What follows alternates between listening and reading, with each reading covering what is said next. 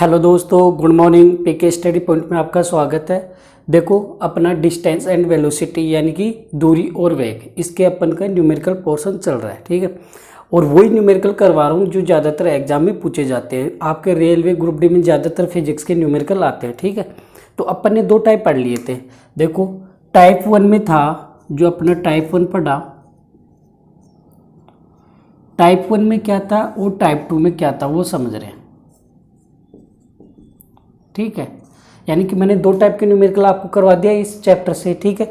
Type 1 में पढ़ रहे थे अपन क्षैतिज के रिगार्डिंग, ठीक है।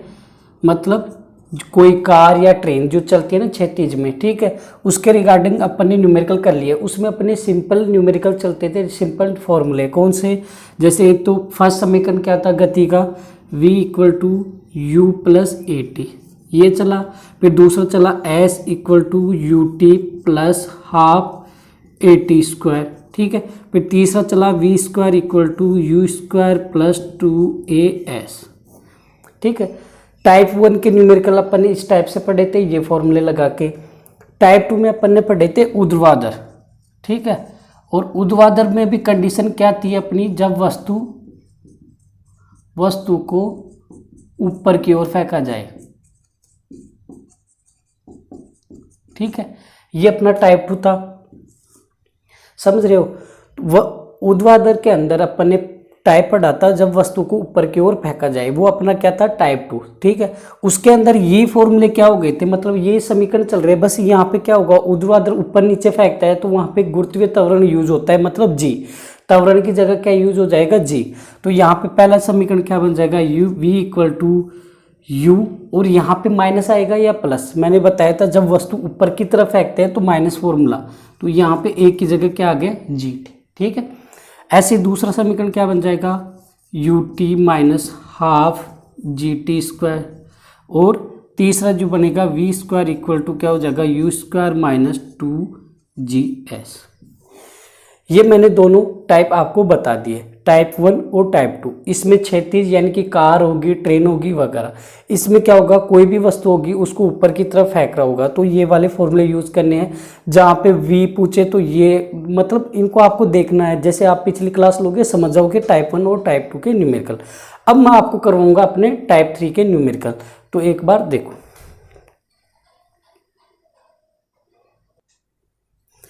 अब देखो, टाइप 3 के अंदर जो अपन न्यूमेरिकल करेंगे, अब टाइप 3 देखो, टाइप 3 में वही चलेगा सेकंड वाला, उसका उल्टा। जो टाइप 2 पढ़े थे उसका उल्टा चलेगा। क्या, ऊर्ध्वाधर के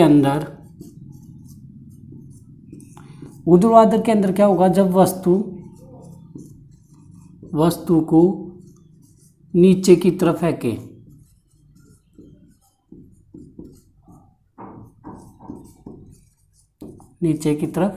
ठीक है। मतलब टाइप 2 में क्या था, जब वस्तु को ऊपर की तरफ फेंकते थे वही ऊर्ध्वाधर है, ठीक है। इसमें क्या होगा, जब वस्तु को नीचे की तरफ फेंकेंगे तो वही तीनों फॉर्मूले क्या हो जाएंगे। देखो, फर्स्ट जो गति का समीकरण है वो क्या हो जाएगा अपना, v equal to u plus 2GS। देखो यहाँ पे क्या आ गया, अब प्लस आ गया। क्यों, जब वस्तु क्या हो गई, अब नीचे की तरफ फेंक रही है, तो यहाँ पे क्या आएगा प्लस, और g आ रहा है एक की जगह, ठीक है। पिछले वाले में क्या था, जी था जब वस्तु को अपन ऊपर फेंक रहे थे, ठीक है। जो दूसरा समीकरण है वो अपना हो जाएगा s equal to u t plus half g t square, और तीसरा समीकरण क्या हो जाएगा अपना, v square equal to u square plus 2GS। समझ में आ गया क्या। देखो, बहुत ईजी है न्यूमेरिकल करना इनके। और देखो, आपके रेलवे ग्रुप डी में ऐसे पूछा जाएगा, एकदम सिंपल न्यूमेरिकल आएगा, सिर्फ आपको फॉर्मूले पता होना चाहिए, ठीक है। आपको यदि फॉर्मूले और उनके यूनिट यानी कि मात्रक पता है, आराम से कर लोगे। बहुत इजी न्यूमेरिकल आते हैं, और आजकल रेलवे ग्रुप डी में बहुत ज़्यादा न्यूमेरिकल पूछे जाते हैं। आपने पिछले रेलवे ग्रुप डी में देखा होगा। तो देखो, 3 टाइप के थे क्वेश्चन, 2 टाइप अपन ने पढ़ लिए।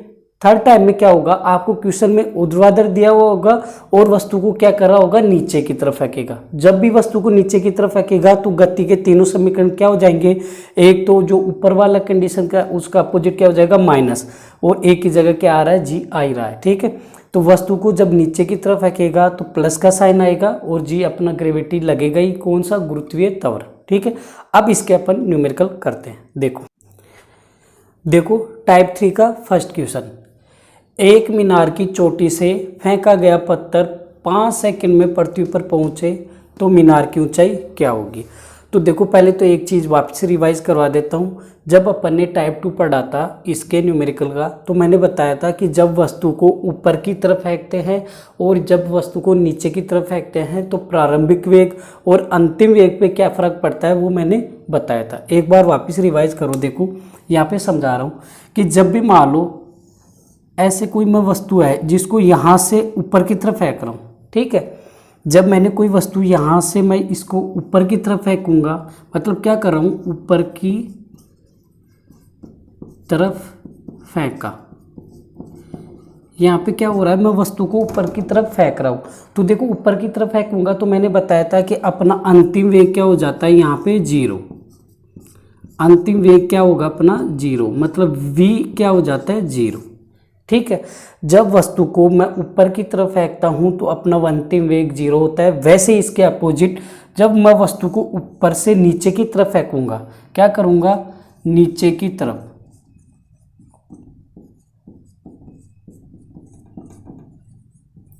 जब अपन वस्तु को नीचे की तरफ फेंकेंगे तो अपना प्रारंभिक वेग क्या होगा, हमेशा 0। जो प्रारंभिक वेग होगा वो अपना क्या होगा 0, मतलब u अपना क्या होगा 0। ये मैंने टाइप 2 में भी बताया था। एक बार वापस रिवाइज करवा रहा हूँ कि जब भी आपको क्वेश्चन आए और क्वेश्चन के अंदर वस्तु को ऊपर की तरफ फेंके, ऑटोमेटिक क्या मानोगे आप, अंतिम वेग 0। और क्वेश्चन के अंदर जब वस्तु नीचे की तरफ फेंक रहा हो तो प्रारंभिक वेग क्या मानना आपका 0, और बाकी का जो गिवन होगा वो आपका बच गया, वो हो जाएगा। मतलब ऊपर की तरफ फेंकेगा तो अंतिम वेग 0, तो क्वेश्चन के अंदर जो दिया हुआ होगा वो आपका अंतिम वेग, वो प्रारंभिक वेग होगा। ऐसे जब वस्तु को अपन नीचे की तरफ फेंकेंगे तो अपना प्रारंभिक वेग तो 0 हो गया, और जो क्वेश्चन के अंदर जो भी देगा वो अपना क्या हो जाएगा, अंतिम वेग, ठीक है। अब देखो इस क्वेश्चन को करते हैं अपन। देखो एक मीनार की चोटी से फेंका गया पत्थर। अब देखो मीनार के ऊपर से गिरा रहा है पत्थर को, तो मैंने बोला था जब भी ऊपर से कोई वस्तु नीचे की तरफ फेंकेगा तो प्रारंभिक वेग क्या हो जाएगा अपना 0। तो देखो इसको सोल्व करते हैं तो अपना प्रारंभिक वेग क्या हो गया, इनिशियल वेलोसिटी जिसको बोलते हैं इंग्लिश में, प्रारंभिक वेग अपना क्या हो गया, यानी कि u अपना 0। क्यों हुआ, क्योंकि वस्तु को देखो मीनार की चोटी से फेंक रहा है, मतलब ऊपर से नीचे की तरफ ही तो फेंक रहा है, तो क्या हो गया u 0। देखो कितना टाइम लग रहा है नीचे आने में, 5 सेकंड, मतलब t कितना अपना 5 सेकंड, ठीक है। उसके बाद में देखो पृथ्वी पर पहुंचे तो मीनार की ऊंचाई, देखो एक तरह से मीनार की ऊंचाई मान लो या दूरी मान लो, बात एक ही है, ठीक है। तो यहाँ पे आपको क्या निकालना है, दूरी, ठीक है। ऊंचाई बोल दो या दूरी बोल दो, बात एक ही है, एस निकालना है, ठीक है। अब देखो, अब एक चीज जो ऑटोमेटिक आपको मानना है कि जब वस्तु को ऊपर फेंके या नीचे फेंके, आपको गुरुत्वीय त्वरण का मान जी क्या मान लेना है, क्वेश्चन के अकॉर्डिंग, यानी कि आपके आंसर के अकॉर्डिंग। या तो आपके पेपर में पॉइंटों में दिया हुआ है तो जी का मान 9.8 मानना है, या अपने मन से क्या मानोगे 10। और इसका मात्रक क्या होता है, देखो हर बार बता रहा हूँ मैं क्वेश्चन में, क्योंकि यहीं पे सिली मिस्टेक होती है। इसका मात्रक क्या होता है, मीटर पर सेकंड स्क्वायर, ठीक है। अब देखो ये अपना पूरा क्वेश्चन की जो भी डाटा था वो हो गया। अब आपको देखो गति का कौन सा समीकरण लगाना है वो यहीं से समझ में आ जाएगा। देखो आपको एस निकालना है तो पहला समीकरण लगाना नहीं है क्योंकि उसमें एस आता नहीं है। बचे दो में भी आप देखो कोई सा भी लगा लो, ठीक है। लेकिन दोनों में कौन सा इजी रहेगा वो देखो, वी थर्ड वाला लगाएंगे, we square you square 2a वो 2gs, तो जी भी दिया हुआ है एस, तो अपन थर्ड वाला समीकरण लगा लेते हैं क्योंकि कैलकुलेशन थोड़ा इजी रहेगा, ठीक है। थर्ड वाला लगेगा नहीं, देखो वापस से वी स्क्वायर इक्वल टू, देखो यहाँ पे वी नहीं दिया हुआ है क्या आपका अंतिम वेग, नहीं दिया हुआ, तो इसका मतलब आपको क्या करना है, पहले तो क्या करना है आपको, वी लगा दिया हुआ नहीं है तो थर्ड वाला अपन देखो, आपको यहीं से पता चलेगा थर्ड वाला आप समीकरण नहीं ले सकते। क्यों नहीं ले सकते, क्योंकि थर्ड वाला क्या होता है, v square equal to u square plus 2gs, ठीक है। तो यदि आप ये वाला लगाओगे तो आपको v निकालना पड़ेगा पहले, ठीक है, उसके बाद में आपको s निकालना पड़ेगा, समझ गए। तो दो डाटा निकालना पड़ेगा, पहले v निकालो फर्स्ट समीकरण से, फिर आप थर्ड लगाओगे। इससे अच्छा है आप डायरेक्ट सेकंड समीकरण यूज करो। क्यों? क्योंकि देखो सेकंड समीकरण में क्या है, देखो सेकंड समीकरण जो फॉर्मूला है वो क्या है, S equal to u t plus half g t square. अब देखो इसके अंदर आपको S निकालना है, U आपका गिवन है, टी भी आपका गिवन है, जी भी आपका गिवन है, तो आपको सिर्फ एक फॉर्मूला लगा, समझ गए। तो देखो अब सॉल्व करते हैं। S इक्वल टू यू कितना आपका 0 इंटू टी कितना आपका 5 प्लस 1/2, जी आपका कितना है 10 इंटू टी कितना आपका 5, तो क्या हो जाएगा 5 का स्क्वायर। आगे सोल्व करो, देखो S इक्वल टू 0 को 5 से गुना करेंगे 0 प्लस इसको कट कर लेते हैं 5, तो क्या हो जाएगा 5 गुना 5 का स्क्वायर। देखो S इक्वल टू 0 प्लस 5 गुना 5 का स्क्वायर कितना हो गया 25। S इक्वल टू 0 प्लस इसको गुना करेंगे 125, तो S इक्वल टू 0 में ये ऐड करेंगे तो 125। अब देखो ये क्वेश्चन आपके यदि रेलवे ग्रुप डी में आता है तो देखो आपका 125 2 या 3 जगह देगा और उसका यूनिट चेंज कर देगा। यहाँ पे यूनिट तो क्या आएगी मीटर, क्योंकि जो दूरी या विस्थापन होती है उसकी यूनिट मात्रा क्या होता है मीटर। लेकिन आपको ऑप्शन में देगा क्या देगा 125 मीटर पर सेकंड, 125 मीटर पर सेकंड स्क्वायर। तो देखो यहाँ से आपको दो आपको बता रहा हूँ, एक तो आपका यूनिट और एक आप फॉर्मूले, बस 2 चीज़ें याद कर लो, सारे आप क्वेश्चन सोल्व कर सकते हो। ठीक है, तो ये अपना आंसर आ गया। एक बार वापस से देखो, एक मीनार की चोटी से फेंका गया पत्थर, तो देखो मीनार की चोटी से गिरा रहा है, मतलब वस्तु नीचे की तरफ आ रही है, तो प्रारंभिक वेग अपना 0 हो गया। टाइम दिया हुआ है, जी अपन मान लेते हैं, और क्या निकालना है मीनार की ऊंचाई, तो ऊंचाई को अपन क्या मान सकते हैं दूरी एक तरह से, तो S निकालना है। कौन सा फॉर्मूला यूज करेंगे वो आपको मैंने बता दिया किस तरीके से ये दूसरा फॉर्मूला लगा। पहला क्यों नहीं लगा, क्योंकि उसमें विस्थापन है नहीं।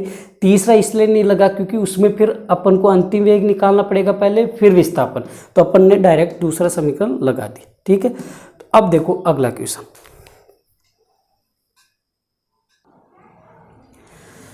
देखो टाइप 3 का अगला क्वेश्चन। एक ऊंची इमारत के शीर्ष से एक गेंद 9.8 मीटर पर सेकंड स्क्वायर के समान त्वरण से गिराई जाती है, तो 5 सेकंड बाद उसका वेग क्या होगा।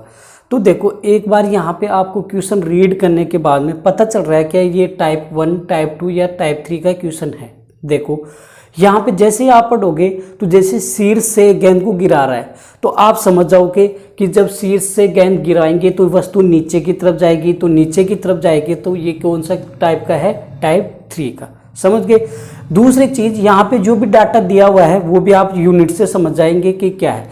जैसे ये दे दिया 9.8 मीटर पर सेकंड स्क्वायर, तो यहाँ पे त्वरण दे या नहीं दे आप यूनिट से ही समझ जाओगे कि ये क्या है अपना त्वरण। समझ गए। 9.8 मीटर पर सेकंड स्क्वायर किसका मात्रक होता है, त्वरण एक्सेलरेशन का। ठीक है, अब देखो इमारत के शीर्ष से गेंद गिर रही है, तो इसका मतलब नीचे की तरफ जा रही है वस्तु, और जब भी वस्तु नीचे की तरफ जाती है तो प्रारंभिक वेग क्या होता है अपना 0। प्रारंभिक वेग अपना क्या हो गया 0, मतलब u अपना क्या होगा यहाँ पे 0। अब जो भी डाटा है वो लिख दो। देखो 9.8 मीटर पर सेकंड स्क्वायर क्या दिया हुआ है g, कितना 9.8 मीटर पर सेकंड स्क्वायर। उसके बाद में देखो क्या टाइम दिया हुआ है कितना 5 सेकंड। उसके बाद में उसका वेग निकालना है। अब देखो जो वेग निकालना है ऑटोमेटिक आप समझ गए क्या निकालना है, अंतिम वेग, क्योंकि प्रारंभिक वेग तो अपना 0 हो गया, तो अंतिम वेग निकालना है आपको, जिसको बोलते हैं अपन v, वो निकालना।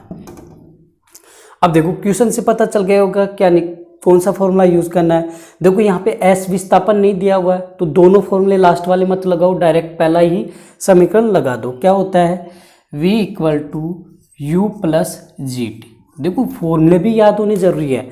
तीसरे टाइप में वस्तु नीचे की तरफ जाती है तो प्लस का साइन आता है, और यदि वस्तु को अपन ऊपर की तरफ फेंकते हैं तो यहाँ पे माइनस का साइन आता है। ठीक है, और यदि वस्तु क्षैतिज में होती तो यहाँ पे जी की जगह क्या आता, ए आता। ठीक है, ये ध्यान रखना। आप बार बार प्रैक्टिस करो ये न्यूमेरिकल की, क्योंकि देखो कम से कम मैं तो ये मानता हूँ रेलवे ग्रुप डी में आपके लगभग 10 से भी ज़्यादा न्यूमेरिकल आने के चांस है। ठीक है, तो देखो और बहुत ही इजी आते हैं बहुत, बस आपको फॉर्मूले और उनके मात्रक याद रखो, आपका आंसर आ जाएगा। कई बार तो क्या होता है आपको जैसे मान लें त्वरण पूछे और ऑप्शन में यदि आपको मीटर सेकंड, मीटर पर सेकंड स्क्वायर और अन्य यूनिट दे दे जैसे वाट वगैरह कुछ भी, तो आप डायरेक्ट भी कर सकते हो बिना सोल्व किए हुए यदि आपको मात्रक याद है तो, क्योंकि कई बार तो यूनिट के रिलेटेड ही दे देता है, सोल्व करने की जरूरत नहीं पड़ती। देखो अब वैल्यू पुट करो, v तो आपको निकालना है, तो v इक्वल टू u आपका कितना है 0 प्लस g आपका कितना है 9.8 और t कितना आपका 5। अब देखो v इक्वल टू 0 प्लस यहाँ पे इसको मल्टीपल करो 40 4 49, तो क्या हो जाएगा, इसको हटा देता हूँ पॉइंट को, तो v इक्वल टू क्या आ जाएगा आपका 49। ठीक है, समझ गए। अब देखो यहाँ पे यूनिट क्या आ जाएगी, यूनिट का ही खेल है। देखो कई बार आप इसको सोल्व कर लोगे लेकिन आपको पता ही नहीं है कि वेग वेलोसिटी का यूनिट यानी कि मात्रक क्या होता है। आपके ऑप्शन में दे दे 49 मीटर, 49 मीटर पर सेकंड स्क्वायर, 49 न्यूटन और दे दे आपको 49 मीटर पर सेकंड। ठीक है, तो देखो यही खेल होता है, आपको कई बार चारों ऑप्शन में 49 मिल जाएगा, 49 मिल जाएगा, लेकिन यूनिट सबकी अलग होगी और आपको पता ही नहीं है कि वेलोसिटी का मात्रक क्या है, तो आपका आंसर गलत हो जाएगा। और ये पिछली बार बहुत लोगों ने गलत किया था, इसी कारण न्यूमेरिकल सभी के लगभग सोल्व कर लिए थे लेकिन यूनिट का पता नहीं था तो गलती हो गई। ठीक है, तो यहाँ पे इसका आंसर क्या आ जाएगा 49। तो देखो मैंने आपको टाइप 1, टाइप 2 और टाइप 3 जो भी अपनी दूरी और वेग के जो भी न्यूमेरिकल बनते हैं वो इसी टाइप के आएंगे, एकदम बहुत इजी।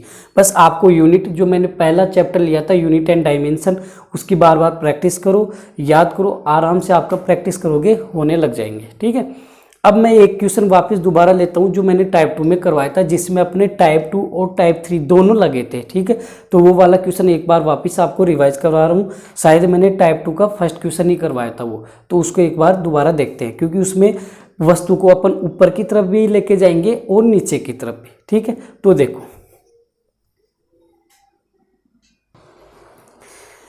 देखो ये क्वेश्चन टाइप 2 और टाइप 3 दोनों का मिक्स है। देखो एक वस्तु को 100 मीटर पर सेकंड के वेग से ऊर्ध्वाधर ऊपर की ओर फेंका जाता है। देखो यहाँ पे अपना टाइप 2 हो गया, वस्तु को क्या कर रहा है ऊपर की तरफ फेंक रहा है, लेकिन आगे देखो तो वस्तु को नीचे आने पर प्रारंभिक वेग उसका क्या होगा, मतलब पहले वस्तु ऊपर की तरफ फेंक रहा है फिर उसको नीचे की तरफ। देखो कैसे, मतलब मान लो कोई वस्तु यहाँ पे है, ठीक है, उसको पहले ऊपर की तरफ फेंका, मतलब वस्तु को यहाँ है तो उसको ऊपर की तरफ फेंक रहा है, पहले तो वस्तु को ऊपर की तरफ फेंका, फिर इसी वस्तु को वापस नीचे की तरफ आने में, ठीक है, वापस नीचे की तरफ आने पे क्या प्रारंभिक वेग, मतलब क्या पूछा है वेग क्या होगा, मतलब इस प्रारंभिक कंडीशन पे आने पे, देखो प्रारंभिक बिंदु पर, मतलब इसी बिंदु पर वापस आने पे क्या लगेगा।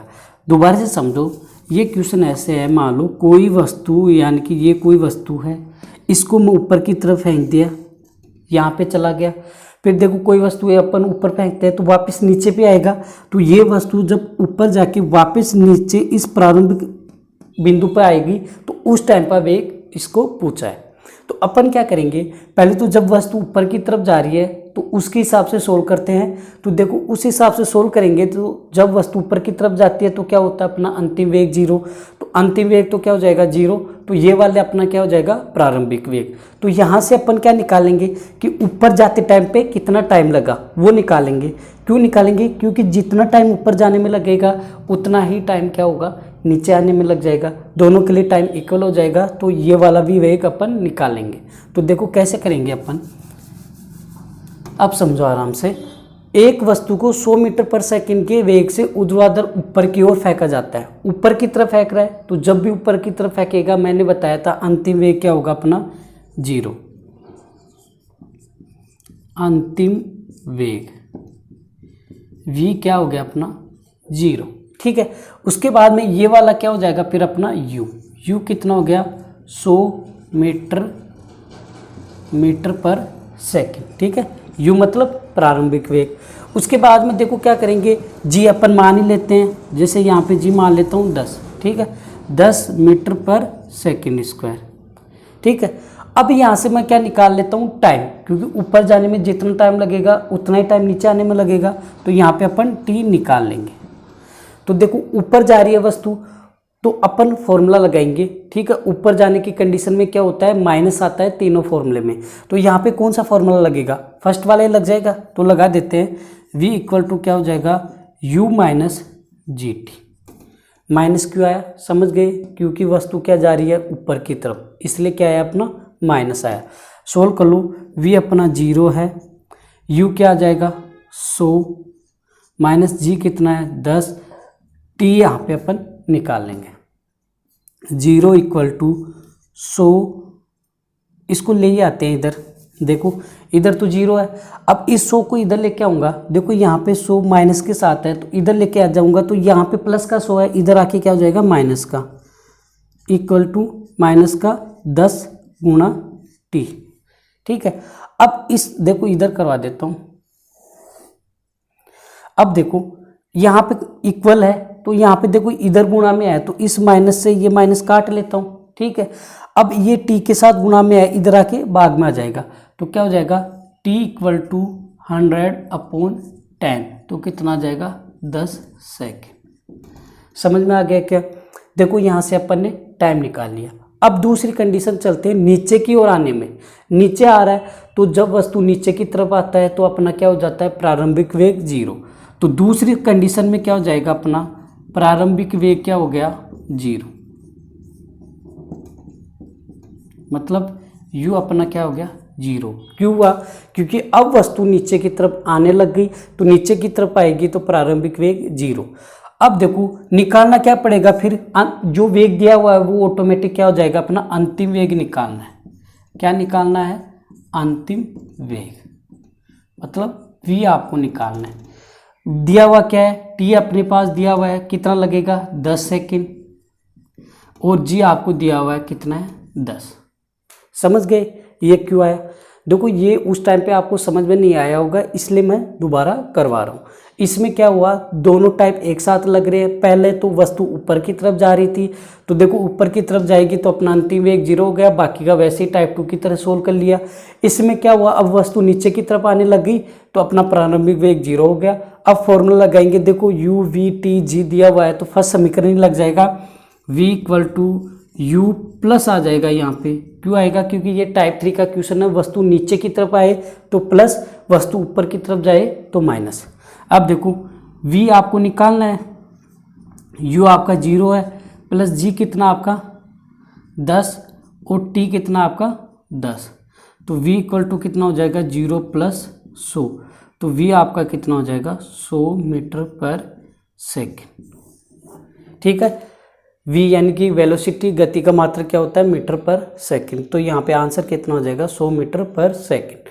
तो देखो इसको वापस से समझो, इसमें क्या था, इस क्वेश्चन में अपन को दे रखा था कि पहले कोई वस्तु, यानी कि मैं मान लो कोई यहाँ पे ये मार्कर है, ठीक है, इसको मैं पहले यहाँ से, मतलब इस जगह से मैं ऊपर की तरफ फेंक रहा हूँ। ठीक है, तो जब ऊपर की तरफ फेंका तो वेग था कितना 100 मीटर पर सेकंड।